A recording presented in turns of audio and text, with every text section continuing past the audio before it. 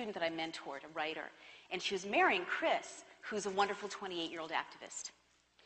And knowing the storm clouds that were gathering around this young couple, I realized that, I had to do more than just get them something from Crate and Barrel, that I had to give them something that would help them in a time like this. And so I wrote the book really for them, as well as for my older friend, because what it is a kind of refresher, a reminder to Americans. We don't tend to think about history a lot. I don't either. About how societies closed down in the past, a blueprint, and also a refresher about what democracy is and how to sustain it at a time when it's under assault.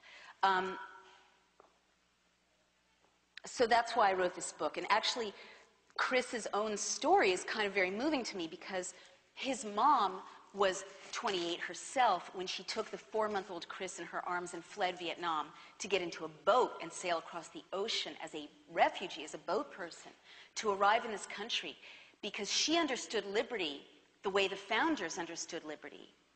It's an understanding we've kind of forgotten, we've gotten lazy about. She understood that it was worth risking her life and her child's life to raise her baby in liberty, in freedom. So that's the kind of consciousness we have to remember now in order to fight back against the kind of pressures that I'll be describing. So what are these 10 steps? And by the way, before I tell you the 10 steps, I just want to invoke something that was kind of amazing to me to discover. Civics is so boring, right? How many of you took civics in middle school or high school? Show of hands? That's pretty good, but it's still like half of the audience, and this is a self-selected, engaged audience. People don't take civics anymore. It's not mandatory anymore. So there's this whole generation coming up that really doesn't know what democracy is. But what we're not taught, we're sort of given this Hallmark card view of the mood the founders were in when they drafted the Constitution, the Bill of Rights. It's like freedom, confident, expansive. That is not true. When you go back and read the founding fathers, I mean, there were mothers too, but they were disenfranchised. Took a while for, us to get included. You see that they were writing in a state of dread and fear, because the founders knew in their bones that an American despot could easily arise in America to oppress Americans. They knew it. They knew it from their own experience.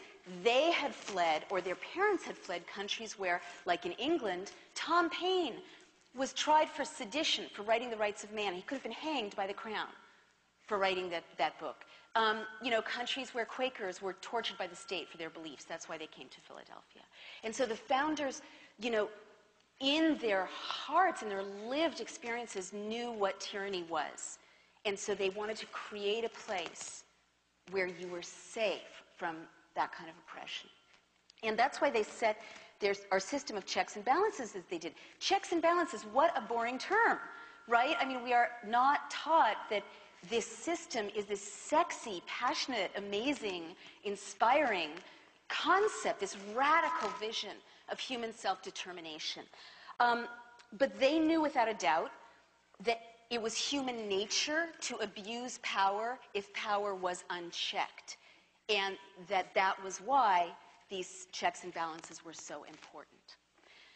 So what are these 10 steps that so profoundly assault the founders' vision and put us at risk? The first thing every would-be dictator does is to invoke a terrifying internal and external threat. And very often this threat can be real, and they'll hype it or use it manipulatively. A little bit about her book. She breaks it down into 10 points that she identifies as things that happen when a country moves from what she terms democracy to a totalitarian or fascist system of government. And I believe we do have Naomi Wolf on the line now, so we're going to go ahead and go to Naomi. Oh, no, honey, hang up. Okay. Yes, and in the interest of freedom of speech, my 7-year-old just got on the line. He's good. That's good. Well, that's live programming. Anything can happen. So, right. We're pleased to have you on the show, and I wanted to discuss, of course, your book, "The End of America." It's causing quite a lot of vibe. I know a lot of people that are interested in Ron Paul and the Ron Paul campaign and the legislation that he's promoting have taken note of your book and are interested in it. So why don't you take a few minutes here to outline what your book is about, what inspired it, and break it down for our audience.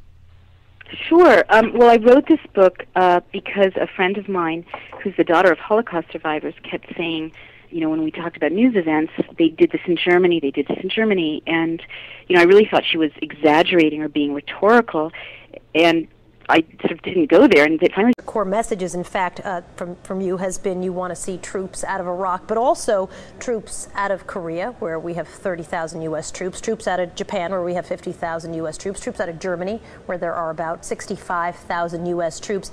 Clearly, you're envisioning a very different kind of military than we have today. Describe what it would be if you were president of the military. Well, it'd be more traditional. It would be following the advice of the Founding Fathers. It would be following the advice of President Bush when he ran in year 2000, that we shouldn't be involved in nation building. We shouldn't be policing the world. We should have a more humble foreign policy. And that's been our tradition. But I think the reason they're paying more attention now is the fact that we're making little progress, and it just seems like this war in Iraq is endless, and they're scared to death it's going to spread into Iran. At the same time, they're realizing that we're running out of money. Most people can figure it out that we can't even fight this war without borrowing money from China and Japan and Saudi Arabia. And anytime they want to bring us to our knees, they can. You are very strong about a policy of non-intervention. So let me throw out some hypotheticals for you. Let's say you're president of the United States and Iran says, we have nuclear weapons. Well, I'd prefer them not to, and I think if we had a different foreign policy, they wouldn't have an incentive. But if they did, I wouldn't do that much about it. I wouldn't bomb them. I mean, they're a third-rate nation. They're not going to attack us. They're incapable of even attacking their neighbors. They're incapable of, and they have no history of doing this. So to stir up this hatred that is so unnecessary and needless just doesn't make any sense. I mean, the Pakistanis have them. There's a lot of nuclear weapons floating around in the old Soviet Union.